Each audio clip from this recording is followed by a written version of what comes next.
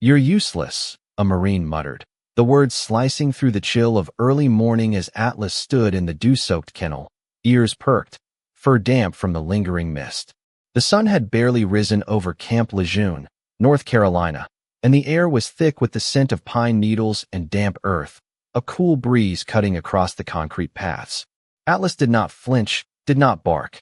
He simply stood, a white figure against the gray of the kennel wall, eyes amber and alert, scanning the distant rows of training obstacles as though listening for something no one else could hear. Around him, other K9s were performing drills, sprinting toward targets, reacting to scents, their handlers calling commands with sharp tones and hand signals. Atlas had failed each test that morning. He had not charged forward on command. He had not barked at the decoy. He had merely tilted his head, sniffed the air, and waited. Captain Daniel Mercer's clipboard rattled as he recorded the marks. Unfit for active duty. Lacks responsiveness. Corporal Noah Hayes chuckled, shaking his head. Pretty dog. No purpose. Atlas's gaze shifted, catching a flicker of movement behind the fence line where Staff Sergeant Isaiah Brooks had approached quietly, his boots pressing into the wet grass, coat dampened by the morning mist. Isaiah knelt beside the kennel, placing a calloused hand gently on Atlas's shoulder, the warmth of human touch contrasting with the cold steel and stone of the training grounds. "They don't know you yet," he murmured softly, voice low and steady, eyes meeting the dog's with a weight of understanding that none of the others could perceive. Atlas leaned into the hand, a gentle pressure, not demanding, not aggressive, simply a bond reaffirmed. The wind rustled through the pine trees, carrying a faint scent of salt from the nearby coast, and Atlas's ears twitched as though catching a sound beyond the field of human hearing, something that tugged at instincts buried deep beneath the discipline of obedience and the rigid rules of the kennel. Days before, Atlas had been the center of whispered doubts, a K9 considered flawed, a liability in training exercises. Yet in the silent communication between him and Isaiah, there was trust, patience, and an unspoken understanding of purpose that defied the measurements and checklists of the military evaluation. Isaiah traced a finger along the dog tag hanging from his own neck, a worn piece of metal that reflected the pale sunlight, and Atlas's eyes followed the subtle movement. The dog's head tilted slightly, nostrils flaring as he absorbed the faint metallic scent, a signal of recognition and promise, a connection that bridged human and canine in a quiet pact that no one else could witness. The morning air grew colder, mist thickening into a soft fog that blurred the edges of the training grounds, wrapping Atlas and Isaiah in a private cocoon of stillness amid the clatter and calls of other Marines. The dog's paws pressed into the damp grass, claws sinking slightly, steady and measured, each step deliberate, not hesitant, not aimless, but tuned to an awareness of something beyond the immediate drills. Isaiah's voice broke the silence again, softer this time, almost a whisper. "You don't have to be loud to be useful." Atlas shifted, nose brushing against the palm of Isaiah's hand, a subtle acknowledgement, a quiet promise of fidelity and readiness that only those attuned to the unspoken language of survival and trust could understand.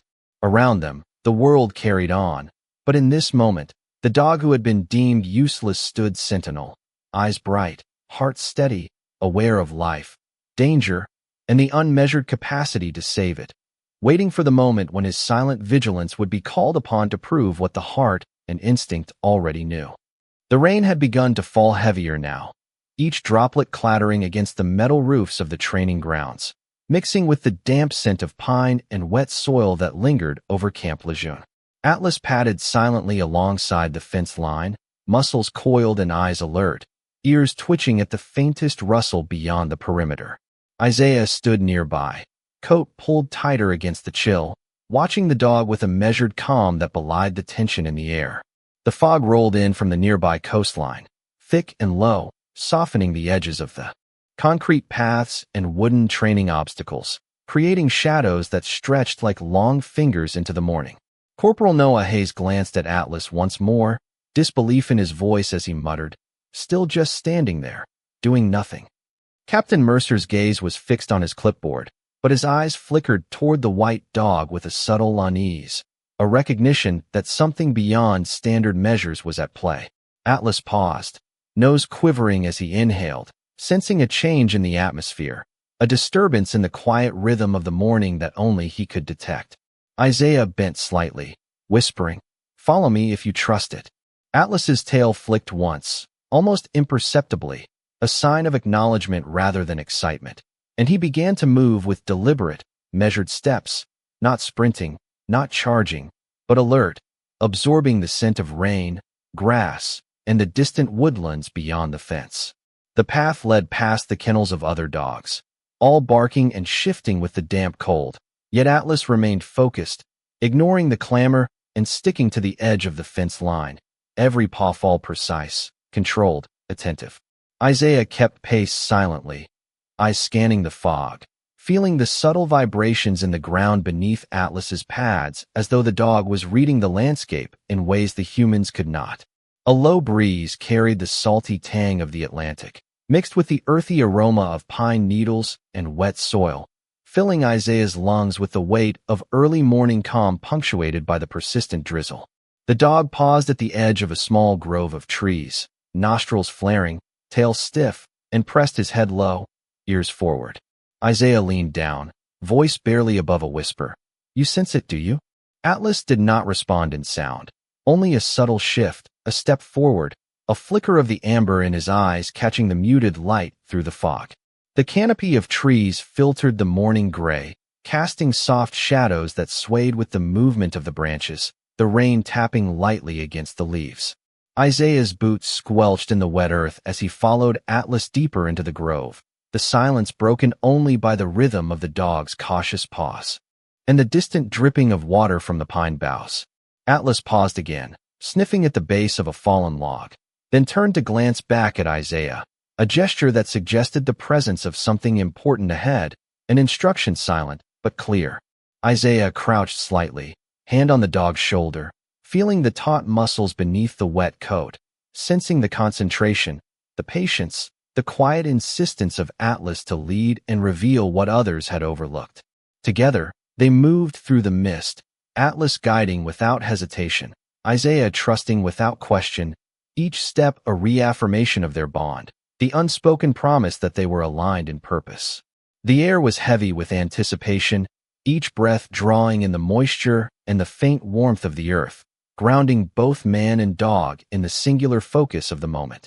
Small movements of underbrush, the soft patter of rain, and the distant call of a crow added layers of texture to the otherwise muted morning, a subtle symphony that Atlas navigated with instinctual precision.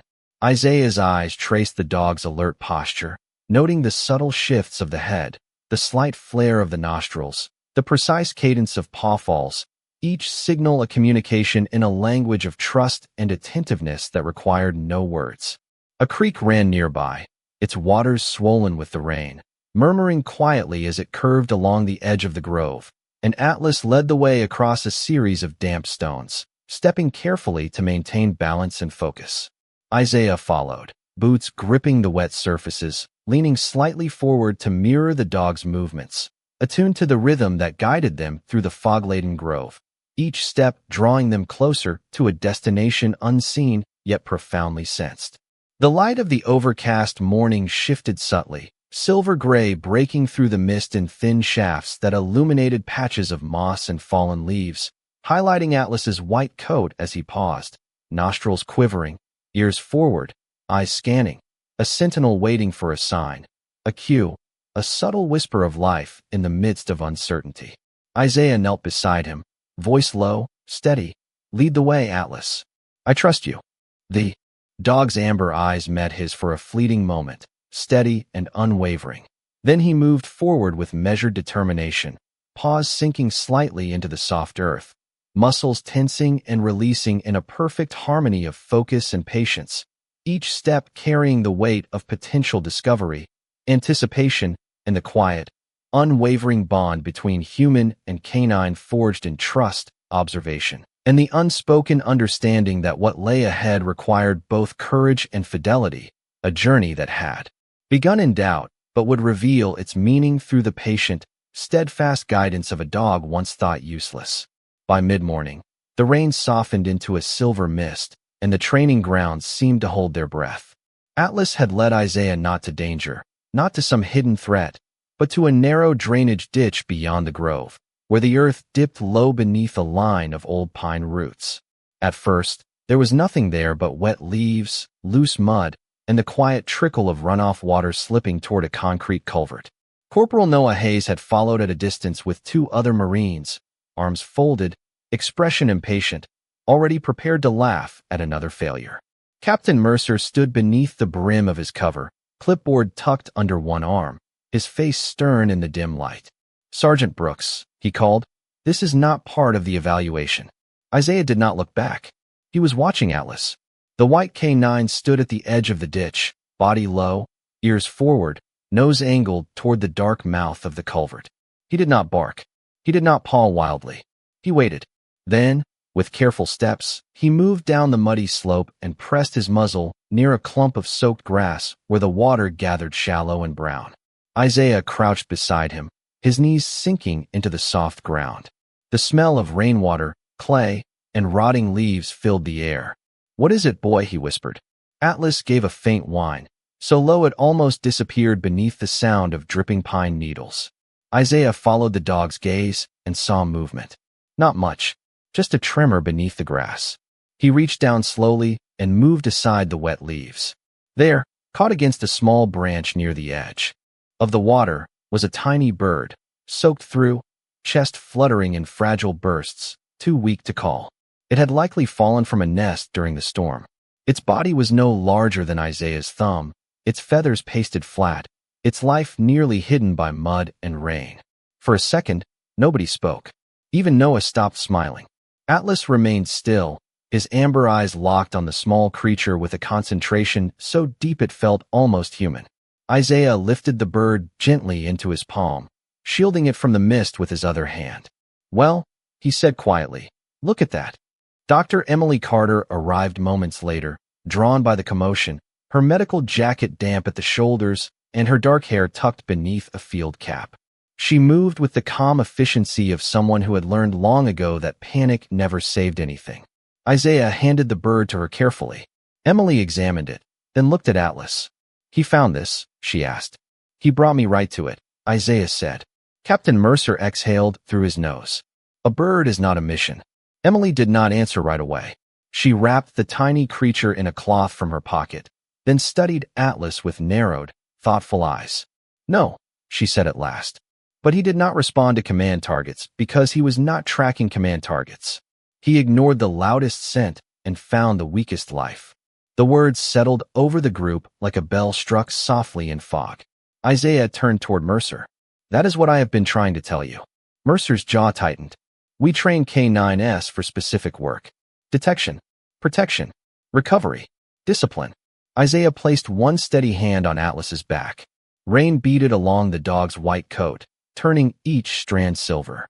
"Maybe he is disciplined enough not to chase what does not matter." Noah shifted uncomfortably, wiping rain from his cheek. Atlas lifted his head then, not proud, not excited, simply aware. His gaze moved from Isaiah to the little bird in Emily's hands, then back toward the woods, as if the world were full of quiet things asking not to be missed. Emily stepped closer and knelt in front of him.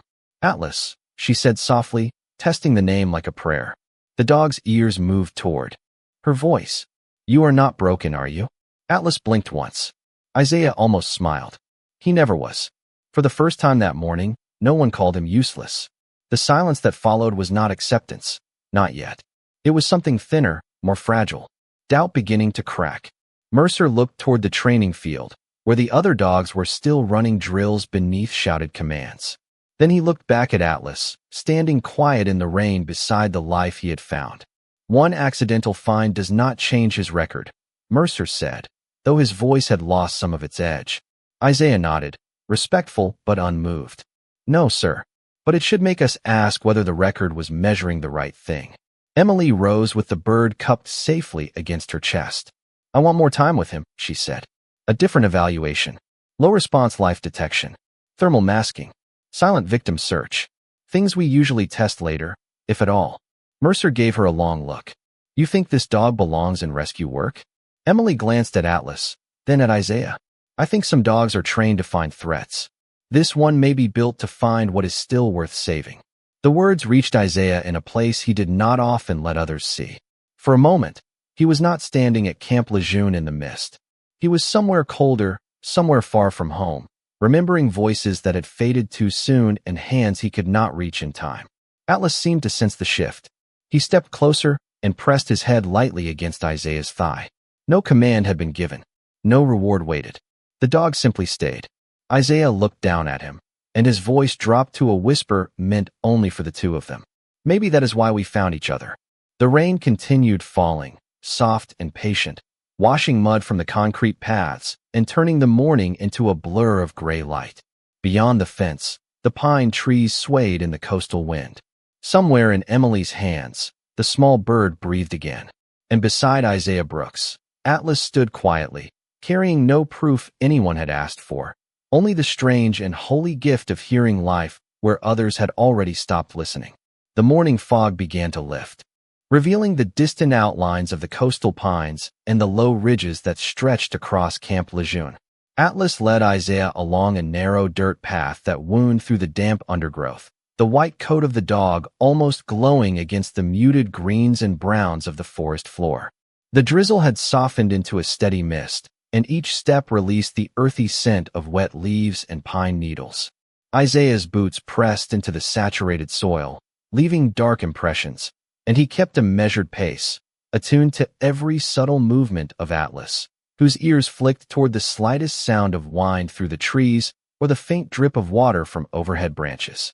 Corporal Noah Hayes and a small team of Marines followed at a cautious distance, muttering among themselves, questioning whether the dog could lead them anywhere useful. Captain Mercer remained back, clipboard in hand, jotting notes with a furrowed brow, but eyes constantly darting toward the duo moving ahead. Atlas paused at the base of a fallen tree, his amber eyes focused on a small rise in the terrain, nostrils flaring as he inhaled deeply. Isaiah crouched beside him, sensing the significance of the moment, feeling the quiet tension in the air that only the dog could read. "What is it?" he whispered, voice low and steady.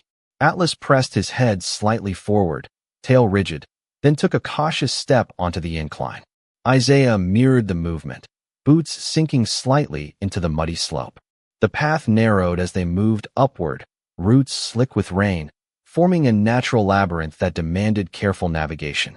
The mist clung to the branches, and the faint silver of morning light filtered through, casting long, ethereal shadows. Atlas moved with purpose, pausing at intervals to sniff the air and the ground, ears twitching, muscles coiled in readiness, every step deliberate. Isaiah's eyes followed the dog closely, heart attuned to the silent rhythm of paws on wet earth, the subtle shifts in Atlas's stance communicating more than any words could convey. They reached a small clearing where the fog was thinner, dew-soaked grass bending under the weight of rain, and Atlas's attention was fixed on a hollow beneath the roots of an old oak tree. He stepped carefully, lowering his chest close to the ground, nose tracing the outline of the hollow with precise, intentional movements. Isaiah knelt beside him, hand hovering lightly over the dog's back, feeling the silent insistence, the quiet demand for attention to what lay hidden. From the hollow came a faint sound, almost imperceptible over the dripping mist and rustling leaves, a tremor of life so slight it could have been missed by any human but was obvious to Atlas. The dog pressed forward slightly, paws brushing wet earth aside, ears forward, amber eyes bright with focused intent. Isaiah leaned closer, holding his breath, feeling the weight of anticipation that filled the damp morning air. The Marines behind hesitated, uncertainty creeping into their movements, while Captain Mercer's gaze sharpened, realizing that the moment of reckoning had arrived not for them, but for the dog whose actions had always been underestimated. Atlas traced the perimeter of the hollow, circling carefully, then lifted his head and gave a soft, low whine, a sound of recognition, of urgency, of guidance. Isaiah responded in kind, voice a quiet murmur of reassurance. "Good boy. Show me." The team watched as the dog's movements became more insistent, pawing lightly at the earth near the base of the tree, nose angled toward the center of the hollow, tail flicking in subtle communication, drawing attention to what they had overlooked. The faint sound continued, a small irregularity in the hollow, a rhythm almost like a heartbeat beneath the sodden ground. Isaiah reached down, lifting the leaves and debris with careful hands, revealing a shallow depression just large enough to shelter what had been calling for help. Emily Carter arrived quietly at the edge of the clearing, eyes widening slightly at the precision of Atlas's focus and the careful way he had led Isaiah to the precise location. "He did not just find it," she said softly, voice barely above the rustle of leaves. "He understood what was alive here." Isaiah nodded, heart steady but eyes reflecting awe, as he lowered himself to observe the hollow more closely. Atlas pressed his muzzle near the edge, sniffing, tail gently sweeping the wet grass. There was no need for noise, no need for display.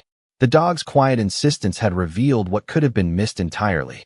The hollow contained a small fawn, damp from the morning mist, curled in a defensive ball, breathing shallowly but steadily, the rise and fall of its tiny chest a sign of life. Isaiah extended a careful hand, and Atlas stepped back slightly, allowing him the space to lift the fawn gently. Emily stepped closer, guiding the process, her eyes reflecting respect for the dog who had anticipated danger and responded with measured intelligence. The mist swirled around them, filtering the morning light, casting a gentle glow over Atlas's white coat, the wet sheen highlighting the contours of his muscles and the focus in his amber eyes. Isaiah looked down at the dog, voice soft and deliberate. "You saw it. You knew it was there." Atlas leaned into him, chest brushing against Isaiah's leg, tail sweeping the ground, acknowledging the shared understanding. The other Marines stepped forward cautiously, their skepticism replaced by quiet observation, seeing for the first time the depth of perception the dog possessed, the silent insistence that had always been there beneath the surface. Captain Mercer lowered his clipboard, the lines on his face softening as he absorbed the significance of the moment. Atlas did not bark or seek praise. He had only done what he had been built to do, following instinct, trust, and a deep understanding of life where others might have missed it. Isaiah carefully lifted the fawn and turned, glancing at the dog, voice hushed. "This is why you are here. This is why you have never been useless." The mist hung thickly as they moved back toward the camp, Atlas walking steadily beside Isaiah, tail relaxed, eyes forward, attentive yet calm, every movement a demonstration of quiet purpose and unwavering fidelity. The morning had shifted from cold and uncertain to one filled with the subtle warmth of recognition, trust, and the unspoken bond between human and dog, a lesson in patience, observation, and the power of paying attention to what is small, fragile, and easily overlooked, a preparation for the challenges yet to come, where that same focus and quiet courage would be called upon again. By late afternoon, the mist over Camp Lejeune had thinned into a pale gray sky, and the small fawn had been carried safely to the base veterinary clinic, wrapped in a warm field blanket, while Dr. Emily Carter checked its breathing beneath the soft buzz of fluorescent lights. Atlas remained outside the clinic door, lying with his front paws crossed, his white coat still damp at the edges, his eyes fixed on the hallway as if he understood that some lives needed quiet more than celebration. Isaiah sat beside him on the floor, instead of taking the chair against the wall. He had never liked standing above a soul that had just done something brave. His hand rested between Atlas's ears, slow and steady, while voices moved around them in low tones. Captain Mercer had not said much since the clearing. He stood by the window, arms folded, looking out toward the wet training field where puddles held the color of the clouds. Corporal Noah Hayes lingered near the door, no longer laughing, no longer certain what to do with the shame that had settled behind his eyes. When Emily came out, she removed her gloves and gave Isaiah a tired smile. "The fawn will make it," she said. "A little cold, a little weak, but alive." Isaiah nodded once, and Atlas lifted his head at the sound of her voice. Emily looked down at him with something close to wonder. "He found 2 fragile lives in one morning," she said. "That is not luck." Mercer glanced at her, then at the dog. "It is still not a field certification." His words were firm, but not as sharp as before. Isaiah did not argue. He only looked at Atlas and said, "Some things get certified by paperwork. Some things get proven when no one else is watching." The hallway fell still. Outside, a distant truck engine turned over, and the flag near the administration building snapped softly in the wind. Then Mercer's radio crackled. At first it was only static, a broken hiss that filled the clinic hallway with unease. He reached for it, pressing it closer to his ear. The voice on the other end was tight, clipped. Urgent. A civilian rescue call had come in from the Blue Ridge foothills, nearly 280 miles west, where days of rain had loosened the ground near a remote mountain road. A small passenger van had been reported missing after failing to reach a church retreat center before noon. Local responders were already stretched thin. The terrain was unstable, the weather was worsening, and Marine support had been requested for search assistance before nightfall. Mercer listened without moving, but Isaiah saw the change in his face. The mountain had a way of making men honest. It removed comfort first, then certainty. Mercer lowered the radio and looked toward the small group. We have a deployment request. Limited team. Search support only. No unnecessary risks. Noah straightened at once. Emily looked from Mercer to Isaiah, already understanding what he would ask before he asked it. Isaiah arose slowly, Atlas rising with him as if connected by one breath. Take him, Isaiah said. Mercer's eyes narrowed. Sergeant Brooks, you saw what he did today. I saw unusual behavior. You saw him find life where everyone else walked past it. Mercer looked away, jaw set. Rain tapped lightly against the clinic window, each drop soft but relentless. Finally, he said, Atlas is not cleared for that environment. Isaiah stepped closer, his voice calm, respectful, unshaken. Then clear me to handle him under supervision. Emily comes as veterinary support. Gunnery Sergeant Raymond Cole can observe. Give him one controlled chance. Noah looked at Atlas, then at the floor. Sir, he said quietly, surprising everyone. If that dog had not stopped us today, we would have missed the fawn. And the bird. Mercer studied the young Marine for a long second. The old certainty in the room began to bend. Not break. Bend. Within an hour, the team was moving. The sky had darkened by the time they loaded into 2 military vehicles, headlights cutting through the damp evening as equipment was secured, radios checked, rescue packs stowed. Atlas stood beside Isaiah near the open rear door, watching the movements with silent intensity. Isaiah reached beneath his collar and unclipped one. Of his dog tags, the older one, scratched at the edges from years of use. He held it in his palm for a moment, thumb brushing over the stamped letters of his name. Then he tied it carefully to a short cord and fastened it near Atlas's harness. The tag rested against the dog's white chest, a small piece of worn metal carrying scent, memory, and promise. Stay close, Isaiah whispered. Atlas touched his nose to Isaiah's wrist. The drive west began under a sky the color of wet slate. Mile after mile, the base lights disappeared behind them, replaced by dark highway, rain streaking across the windshield, the low hum of tires on asphalt.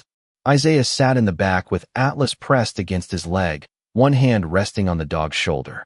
Emily sat across from them, her medical bag braced between her boots.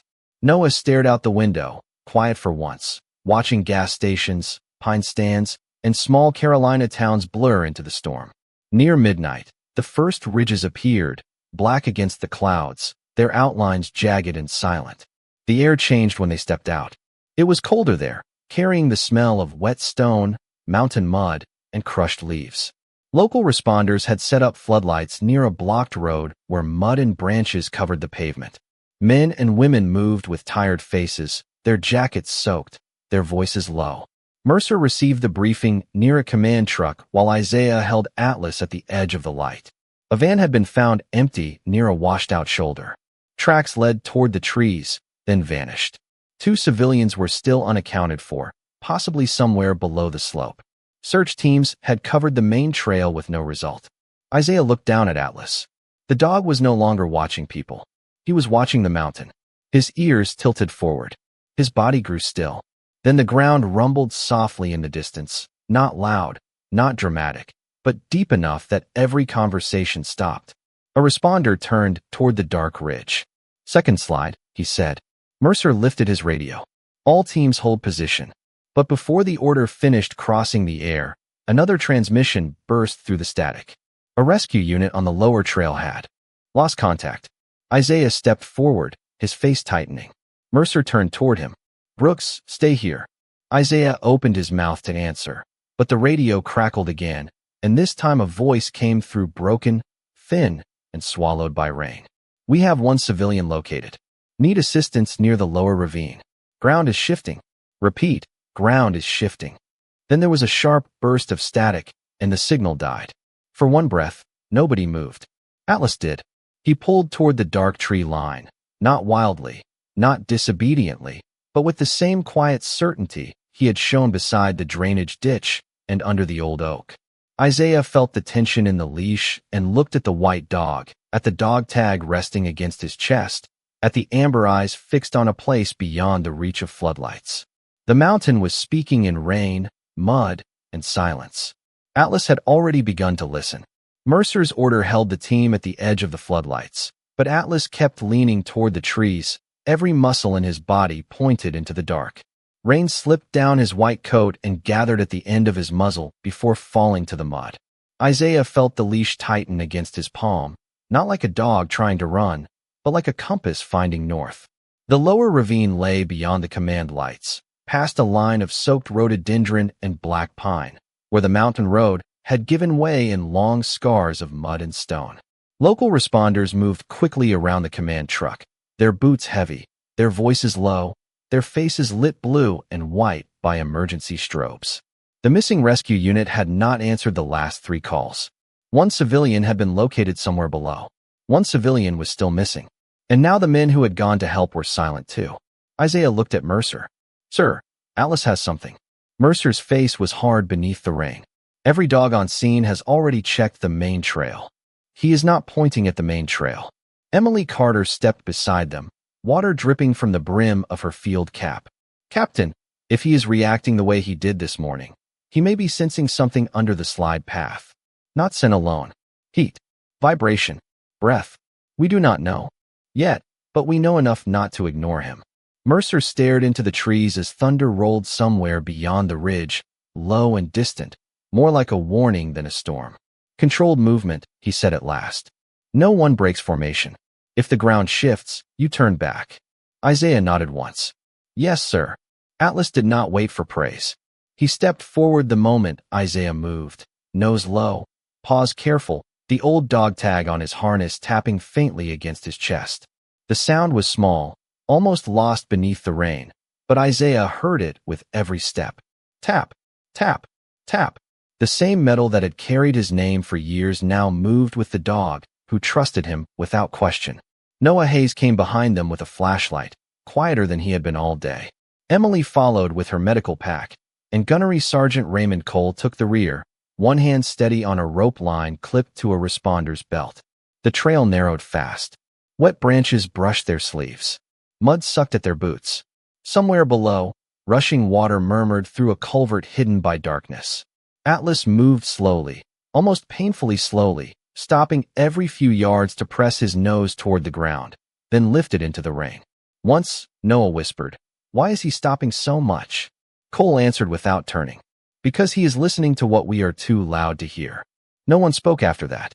The deeper they went, the more the floodlights faded behind them until the world became a tunnel of flashlight beams, rain threads, and black trunks. The mountain smelled alive and unsettled, wet clay, broken roots, crushed fern, cold stone. Isaiah kept his breathing even, but memory pressed close in the dark. He remembered another night years before, a collapsed passage overseas, men calling through dust, the terrible helplessness of knowing someone was there, but not knowing how to reach them in time. His hand tightened on the leash. Atlas stopped at once and looked back. Not impatient, not confused, just present. Isaiah swallowed and loosened his grip. "I am with you," he whispered. Atlas stepped closer, touched his nose to Isaiah's knee, then turned forward again. The path bent downward toward a washout, where part of the hillside had slumped across the old access road. Yellow caution tape fluttered weakly between 2 trees. Beyond it, a responder's helmet lay in the mud beside a dropped flashlight still shining into the rain. Emily drew a breath. They were here. Mercer's voice cracked through the radio behind them, rough with static. "Brooks, report." Isaiah lifted his radio. "We found gear near the lower washout. No visual on personnel yet. Atlas is tracking below the access road. Proceed slow." Atlas was already moving again, not toward the helmet, not toward the open road, but toward a shallow depression near a cluster of exposed roots. He circled it once, twice. Then he lay down, placing his chest flat against the mud. Isaiah crouched beside him. "What do you hear?" The dog's ears angled forward. His eyes narrowed. Rain fell harder, striking leaves, jackets, helmets, mud, filling the night with 1,000 small noises. Atlas ignored them all. Then he gave one soft whine. Not fear. Recognition. Isaiah pressed his own ear near the ground. At first, there was only water moving somewhere under the roadbed. Then, beneath it, something else. Faint. Uneven. A tapping sound. 3 small beats. Isaiah froze. Noah saw his face change. "Sergeant." Isaiah raised one hand for silence. The tapping came again, weaker this time. Tap. Tap. Tap. Emily dropped to her knees beside him, her flashlight beam shaking slightly over the mud. Cole moved forward, scanning the slope. Could be a drainage pipe. Isaiah shook his head. "No, that is a signal." Atlas stood and began pawing gently at the edge of the depression, not digging wild, but marking a spot with careful urgency. Mud slid away beneath his paws, revealing a narrow pocket where air seemed to move upward, cold and damp. Isaiah leaned close. "Hello below," he called, voice steady but low. "United States Marines. Can you hear me?" Nothing. Rain. Water. Wind. Then, so faint it felt imagined, one tap answered from beneath the ground. Emily's eyes filled with stunned relief. "Someone is under there." Noah backed up, already calling coordinates into the radio. Cole tied off the rope line and signaled toward the command. Lights. Isaiah stayed beside Atlas, one hand on the dog's wet shoulder. The white K9 trembled, not from cold alone, but from the force of holding his place when every instinct wanted to reach what he had found. Minutes stretched. Responders arrived with equipment, boards, thermal blankets, and careful hands. They worked slowly, gently, guided by the small air pocket Atlas refused to leave. A section of mud and branches shifted enough to reveal part of a collapsed roadside drainage space. Not large, not stable, but open enough for voices to travel. A responder called down. A weak answer came back. 2 people. 1 adult responder. 1 teenage boy from the missing van. Both cold. Both alive. A wave of quiet moved through the team. Not celebration. Not yet. But hope finding room to breathe. Isaiah looked at Atlas. Rain running down his face like tears he would never claim. "You found them," he said. Atlas did not look proud. He looked toward the darkness again. His ears were still forward. His body still tense. Emily noticed it first. "Isaiah," she said slowly, "why has he not relaxed?" The question settled over them heavier than the storm. Atlas turned from the exposed pocket and stared past the washout toward the far side of the ravine, where no one had searched because no one believed anyone could have crossed that ground. Then his nose lifted. The dog tag at his chest gave one soft metallic sound. Tap. Atlas pulled once, firm and urgent, toward the deeper dark. The first rescue should have been enough to send Atlas back to the command lights, enough to earn a warm blanket, a bowl of water, and the silence of men who finally understood they had judged him too quickly. But Atlas did not turn back. He stood at the edge of the washout with rain sliding over his white coat, eyes fixed beyond the ravine where the dark trees leaned together like witnesses. Behind him, responders worked carefully to bring the trapped teenager and the adult rescue worker out through the narrow roadside pocket. Their voices were weak but alive, and that small mercy moved through the night like the first candle in a chapel. Isaiah should have felt relief. He did, somewhere deep. But the leash in his hand had gone tight again, and Atlas was not looking at the people he had already saved. He was looking toward ground no one wanted to cross. Captain Mercer's voice came through the radio. "Brooks, status." Isaiah lifted the radio slowly. "Atlas is indicating another direction, far side of the ravine." Static answered first. Then Mercer said, "Negative. That area was marked unstable. We have 2 confirmed survivors here. Hold position." Atlas pulled once, not hard enough to disobey, but firmly enough to make the truth felt through Isaiah's glove. Dr. Emily Carter stepped closer, her face pale in the flashlight glow. "He did this before," she said. "He found what was weakest, not what was easiest." Noah Hayes looked toward the far side. where mud had swallowed the old trail and rainwater slipped down the slope in thin silver veins. Nobody could be over there, he said, but there was no cruelty in it now. Only fear. Gunnery Sergeant Raymond Cole kept his flashlight low, reading the terrain with the tired eyes of a man who had spent his life trusting small signs. Could have been carried by the slide, he said quietly. Could have moved trying to get help. Isaiah stared into the dark. The mountain wind moved through the trees with a low sound, almost like breath through teeth. Somewhere beyond the ravine, unseen water rushed over stone. Atlas whined once, a sound so soft Isaiah felt it more than heard it. Then the dog turned and pressed his nose against the old dog tag tied to his harness, the metal bearing Isaiah's name. Isaiah's chest tightened.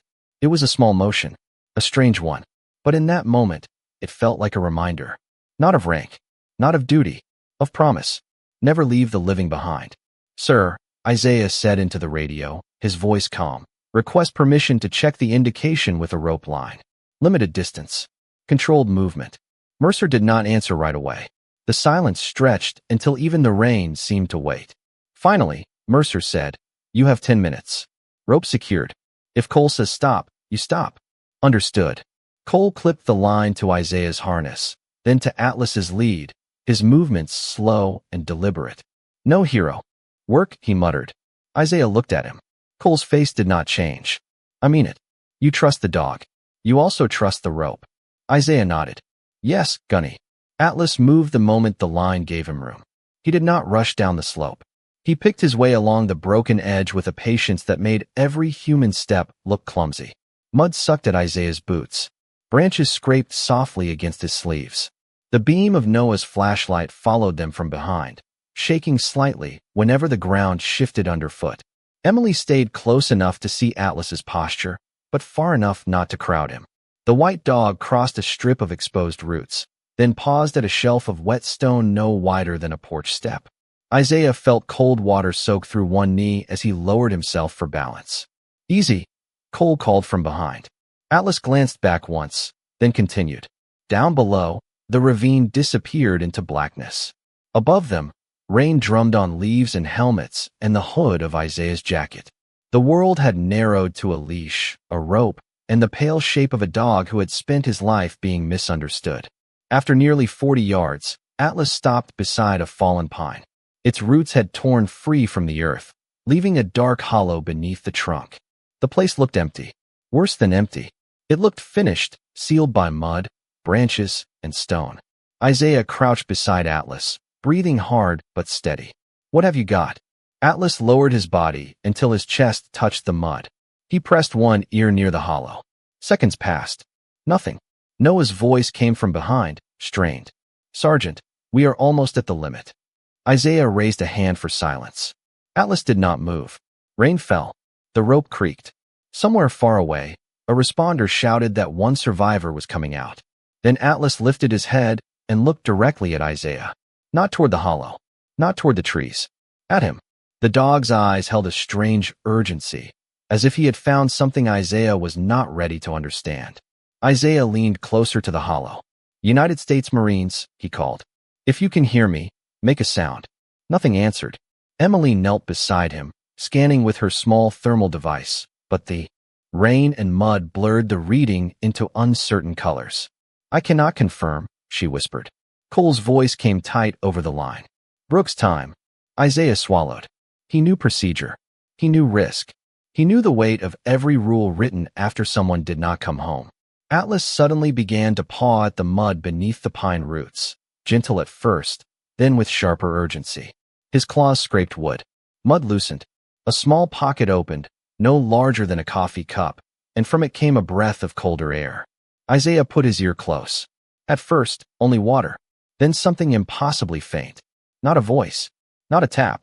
A soft metallic sound from somewhere below, like a chain shifting against stone.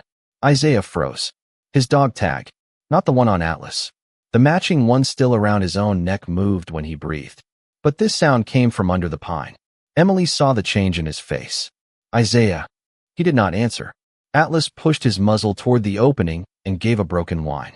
Isaiah reached down and cleared one more handful of mud from the pocket. The light caught something inside. A strip of fabric, olive green, then a patch, barely visible beneath the wet earth. United States Marines. Noah stopped breathing behind him. Cole's voice came low. Brooks? Isaiah's hand trembled once before he steadied it. He called into the hollow again, softer this time. Brother, if you are alive, give me anything. For a long moment, the mountain gave nothing back.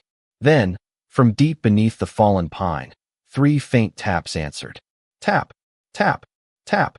Atlas pressed his forehead against Isaiah's shoulder as if he had carried the sound all night and could finally set it down.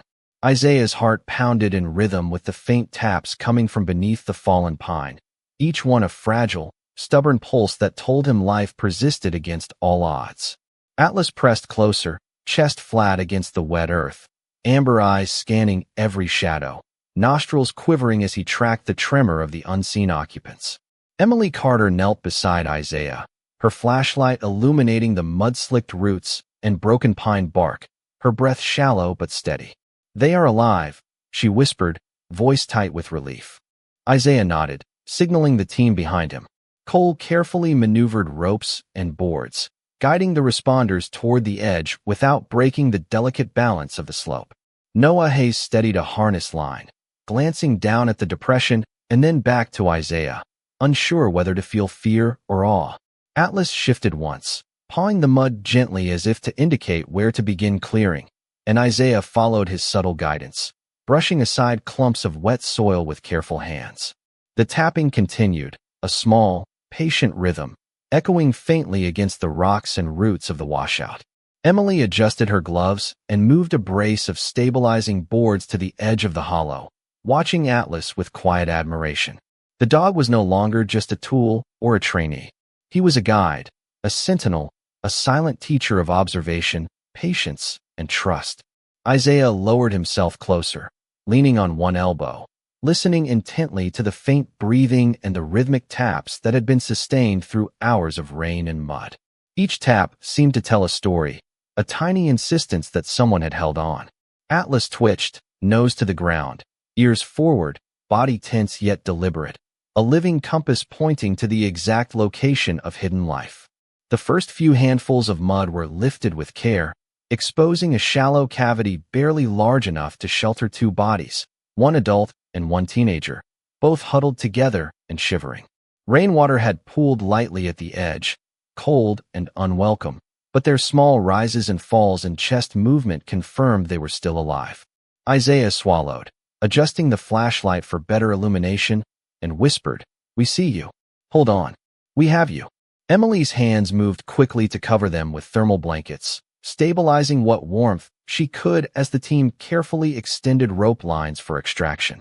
Atlas watched silently, occasionally nudging debris aside with a gentle paw, always precise, never rushing. The dog's white coat was streaked with mud, rain slicking down his sides, but his posture remained firm, focused, utterly committed. Isaiah placed a hand on Atlas's shoulder, a small grounding gesture for the dog who had led them here, and whispered, "You did it. You heard them when no one else could." Atlas gave a faint whine and pressed his forehead lightly against Isaiah's chest, a quiet affirmation of understanding and shared purpose.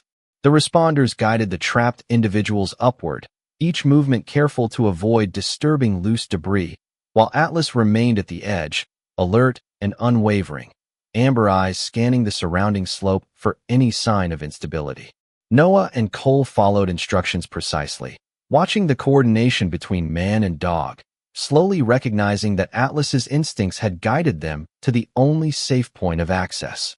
The rain fell steadily, heavy but steady, softening the outlines of the trees and the earth into a muted gray canvas, the fog wrapping the rescue in a quiet, suspended world where nothing existed beyond this exact moment of focus, patience, and trust. Emily offered instructions softly, calm, and deliberate, to the team extracting the survivors, while Isaiah kept one hand lightly on Atlas, feeling the subtle tension, the anticipation, and the unwavering attention the dog maintained. Finally, both the adult and the teenager were secured and lifted safely up to the line, shivering but conscious, breath shallow, hearts racing. Isaiah exhaled deeply, the tension in his chest loosening ever so slightly, and Atlas gave a single, soft whine, ears flicking forward once, as if acknowledging the completion of a task done precisely as it had been intended. Mercer finally moved closer, voice low and almost reverent. He was right. The dog was right. Isaiah looked down at Atlas, water and mud streaking his white fur, ears alert, eyes bright with calm determination. Atlas, Isaiah murmured, you never failed us.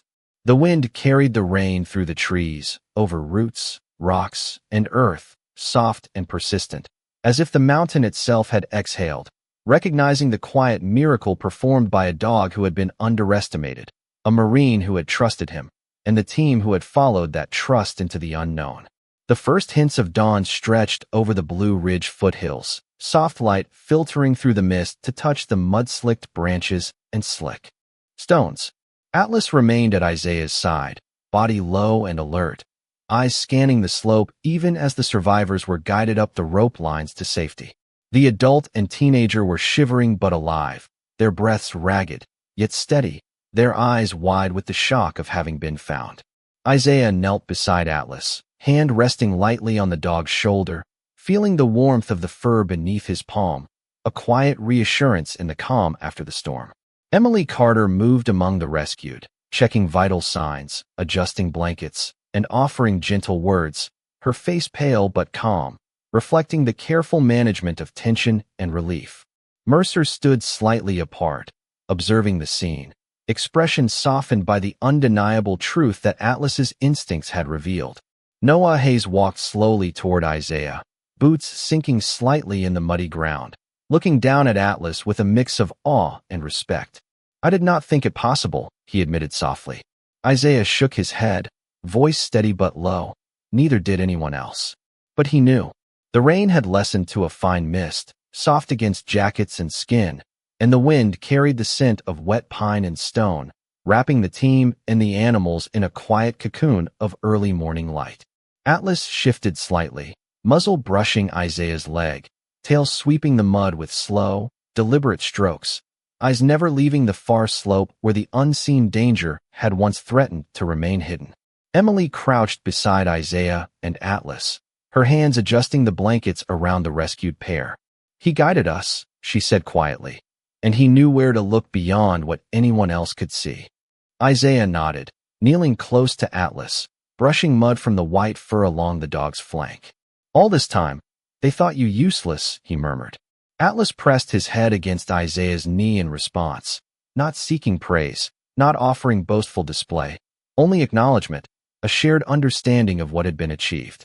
The mountain seemed to hold its breath as the first rays of the sun began to reach through the mist, casting long shafts of gold across the wet earth and the white coat of Atlas, now streaked with mud and rain. Mercer finally approached, walking slowly, boots sinking into the soft ground, hands clasped behind his back.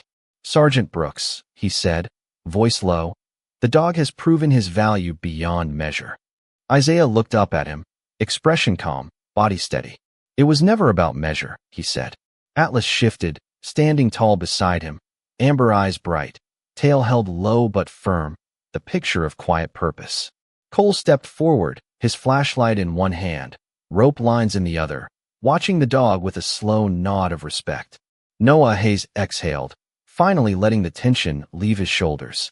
I owe him more than words, he said softly, and Emily added, we all do. Isaiah ran his fingers along the dog tag hanging against Atlas's harness, a small, worn piece of metal that had guided the dog through instinct and trust. You waited for this, Isaiah whispered, voice nearly inaudible, and you did not fail. Atlas nudged the hand lightly, pressing his forehead against Isaiah's palm, a silent bond forged in trust and patience. The survivors were guided to the waiting vehicles, their blankets adjusted, bodies warmed, their fear of night and mountain replaced by relief and quiet gratitude. Atlas remained at the edge, standing alert, ears pricked, watching the slope, as if confirming that no threat remained and that all who needed to be found had been accounted for. The morning expanded slowly around them, mist lifting, sunlight touching the wet earth, the quiet of success settling over the Blue Ridge. Isaiah took a deep breath, chest rising with a steady rhythm, feeling the weight of responsibility shared and the quiet miracle of a dog who had never been understood. He knelt, placing a hand over Atlas's head, voice soft, reverent. Some souls are not useless. They wait for the moment they were meant to be found. Atlas rested his head against Isaiah's knee, eyes half closed, tail brushing the mud in a slow, steady motion. The team stood in silence around them, the mountain wind carrying only the sound of dripping leaves and soft breathing, the moment a testament to patience, trust, and quiet courage. Beyond the trees, the first full light of day illuminated the slope where hours before uncertainty had ruled, and now there was only calm, recognition, and the unspoken promise between a Marine and a dog who had refused to abandon the living.